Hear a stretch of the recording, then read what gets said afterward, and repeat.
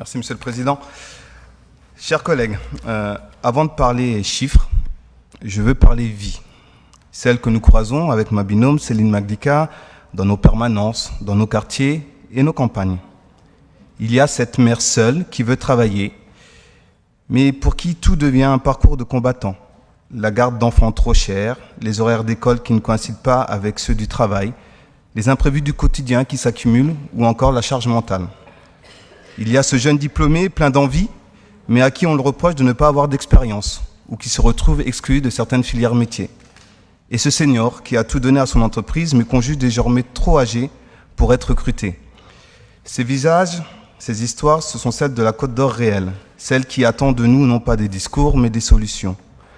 À la fin juillet, 10 644 Côte d'Oriens perçoivent le RSA, contre 9 920 un an plus tôt. Et plus de 47 000 personnes demeurent inscrites à France Travail. Ce ne sont pas des statistiques, ce sont des trajectoires humaines marquées par la précarité, la santé, la mobilité et parfois la perte de confiance. Dans ce contexte, vous continuez avec votre majorité d'affirmer mener une politique d'insertion efficace. Mais comment parler d'efficacité quand dans le même temps, vous avez réduit de 500 000 € le budget primitif 2025 pour le versement d'allocations du RSA, alors même que le nombre de bénéficiaires, on le savait, augmentait. Comment parler d'efficacité quand la révision du dispositif d'aide au retour à l'emploi a généré près de 400 000 € d'économies sur le premier semestre, qui fera l'objet notamment du rapport sur la décision modificative. Lors du vote du budget 2025, la majorité de notre groupe Côte d'Or Terre d'Avenir s'y était opposée. Pas par posture, Monsieur le Président, mais par conviction. Parce que nous avons compris que cette trajectoire n'était pas en adéquation avec les remontées du terrain. Nous avions vu juste, non pas contre vous, mais pour celles et ceux qui comptent sur nous. Nos travailleurs sociaux font un travail admirable, vous l'avez dit, et je vous rejoins, souvent dans l'ombre, toujours en première ligne. Mais l'accompagnement personnalisé que vous revendiquez nécessite du temps, de la présence et de la confiance.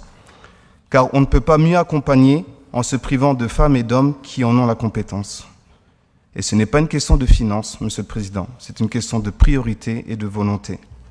L'insertion, je le répète, et ce n'est pas une envolée, ce n'est pas une matrice Excel, ce n'est pas une colonne d'offres d'emploi face à une colonne de bénéficiaires du RSA.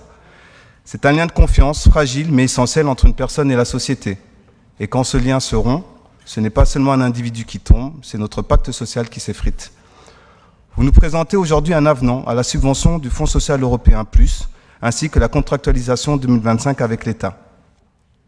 Concernant le PLI, le plan local de l'insertion par l'économie, le département par délégation en assure la gestion.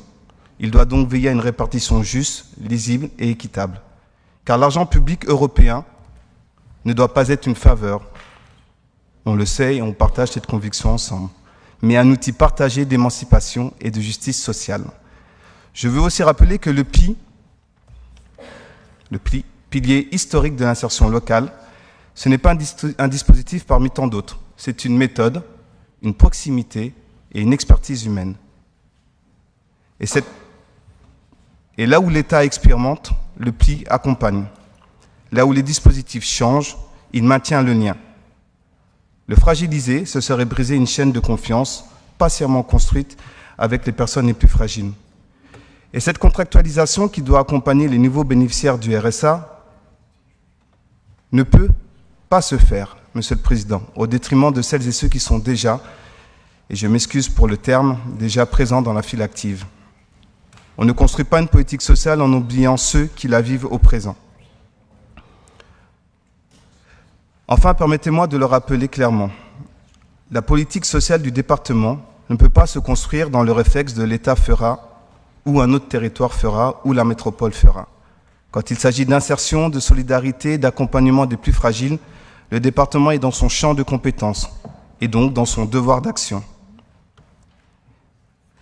La politique sociale, pour être efficace, Monsieur le Président, doit être volontariste, anticipatrice et courageuse.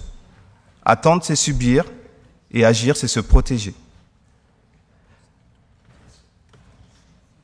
Chers collègues, Monsieur le Président, l'insertion ne se conjugue ni au rural, ni à l'urbain. Elle se conjugue à l'humain.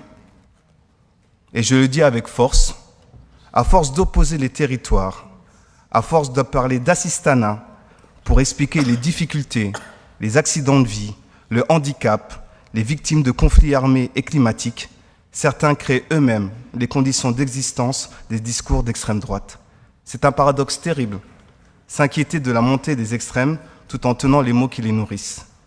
Alors je le dis ici, aider ce n'est pas opposer, aider ce n'est pas fragiliser, aider c'est réparer, rassembler et réhabiliter la dignité humaine. Aider, c'est faire République. Alors oui, il faut une gestion rigoureuse, mais un budget équilibré sur le dos des plus fragiles n'a rien d'un budget juste. Nous appelons à une politique d'insertion ambitieuse, lisible, équitable, pas égalitaire, équitable, fondée sur la confiance et l'investissement humain. Parce qu'au fond, l'insertion n'est pas un coût, c'est une conviction, une volonté. C'est croire qu'aucun Côte-d'Orien n'est condamné à rester sur le bord du chemin. C'est croire qu'investir dans l'humain, c'est investir dans l'avenir. Et cela, Monsieur le Président, nous continuerons, avec notre groupe Côte d'Or Terre d'Avenir, à défendre avec lucidité, exigence et humanité cette position. Merci.